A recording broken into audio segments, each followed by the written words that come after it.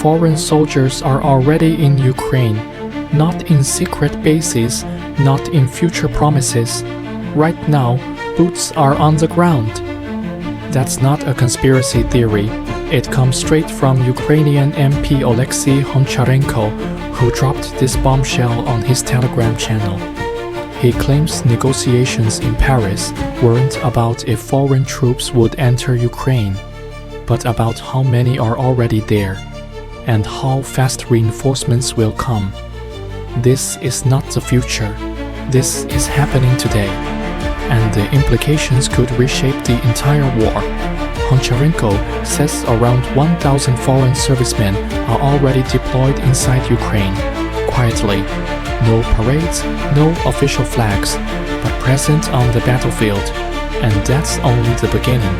Negotiations are laying the groundwork for a 20,000-strong contingent, potentially growing to 50,000 soldiers. The spearhead, France, with Denmark, the Netherlands, and the UK ready to follow. Think about that. In a war where Russia constantly warns about NATO's red lines, foreign boots are already stepping past them. If this escalates, Moscow could see not just Ukrainian defenders, but organized European armies on its border. That's not just strategy, that's provocation.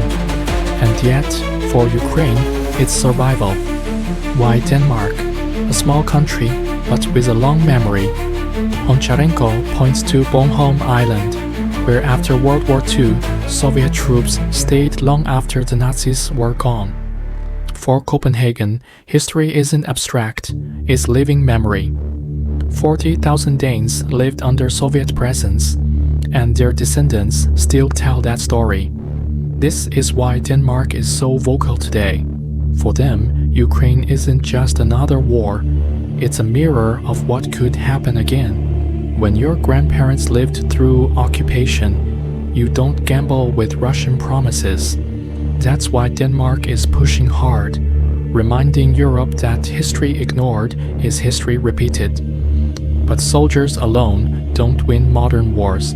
The missing piece is air cover. Without it, a 50,000-man force could still be vulnerable. Europe turned to the United States. Will you provide the air umbrella? Here's where things get complicated. Former President Donald Trump, still the loudest American voice on Ukraine, hasn't given a clear answer, and that hesitation reveals a deeper fracture. Europe can send troops, but without US skies, they are exposed. It's like marching into a storm with no roof overhead. The Paris talks with Trump were difficult but constructive, according to Honcharenko. Translation: tense, fiery, no guarantees. Trump complained bitterly that Europe refuses to sanction India, while Washington imposes economic penalties. He sees a double standard. America pays, Europe lectures, but India profits. And while this economic chess plays out, Putin repeats his oldest line: Ukraine in NATO is unacceptable, period. The Kremlin won't move. Yet in Beijing, Putin hinted at compromise, as long as NATO doors stay shut. For Zelensky, that's not good enough. He wants NATO-like guarantees, not vague words. For President Zelensky, post-war security means nothing without hard commitments. He doesn't want another Budapest memorandum, a piece of paper Moscow can burn tomorrow. He wants binding guarantees, like NATO's Article 5, where an attack on one is an attack on all. NATO leaders back him. Secretary General Mark Rutte stated clearly, sustainable peace requires a strong Ukrainian army plus external guarantees, not just promises, but enforceable commitments from Europe and the United States. Anything less, and history shows Russia will test the cracks. Meanwhile, the war spreads to Russia's gas stations. Ukrainian strikes have crippled 20% of Russia's refining capacity. In Moscow, drivers complain they can't find AI 95 gasoline, the standard high-grade fuel. Stations ration supplies, some only offering lower quality AI 92. prices soar. In Crimea, the shelves are empty. In Krasnodar, gasoline is distributed by ration cards, a scene that looks more like 1942 than 2025. This is not just about cars. This is about logistics. Armies run on fuel, and when refineries burn, tanks stall, planes sit idle, and morale sinks.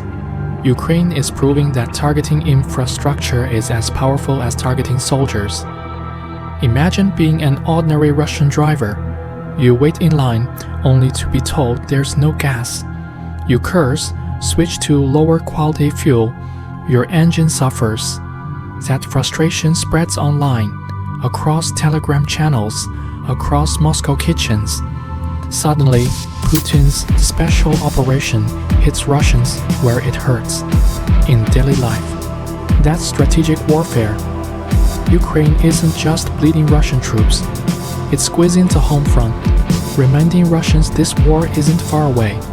It's in their wallets, their cars, their daily commutes. For every refinery destroyed, Ukraine gains not just tactical advantage, but psychological leverage. But perhaps the most shocking shift is technological. In a dusty warehouse in Donetsk, Ukrainian engineers build ground robots, machines that deliver ammo, evacuate the wounded, even lead assaults. Picture this. A small tracked robot crawls into a trench, drops supplies, then retreats. No soldier risks his life. Alexander, a platoon commander, says, "We want people to see this work matters. It saves lives." And he's right. War is evolving. In 1914, it was trenches. In 1940, tanks. In 2025, it's robots. Ukraine isn't waiting for tomorrow. It's fighting with the future today. Here's the blunt truth. Like it or not, the war in Ukraine is no longer about tanks and trenches. It's about alliances, air cover, fuel warfare, and robotic armies. It's about whether Europe dares to send troops, whether America provides skies, and whether Ukraine can innovate faster than Russia can adapt. And beneath it all, it's about one lesson. Wars are no longer fought by soldiers alone. They are fought by history, by memory, by technology, and by the will to endure. Ukraine is teaching the world that survival isn't given. It's engineered. So, what's the final takeaway? Foreign soldiers are already here. Fuel shortages are already strangling Russia. Robots are already rewriting tactics. This isn't a future preview, it's the present, and that means one thing. The next great war may not wait for declarations or treaties. It may start quietly, with a fuel shortage, with a robot crawling through a trench, or with 1,000 foreign soldiers arriving in silence. For Ukraine, this is survival. For Russia, it's humiliation. For the world, it's a warning. The future of war is already here, and ignoring it could be fatal. History doesn't repeat, it warns. From Bornholm to Bucha, from ration cards in Moscow to robots in Donetsk, every sign screams the same truth. Wars aren't waiting. They come faster, sharper, and stranger than we expect. And Ukraine is the frontline laboratory of that future.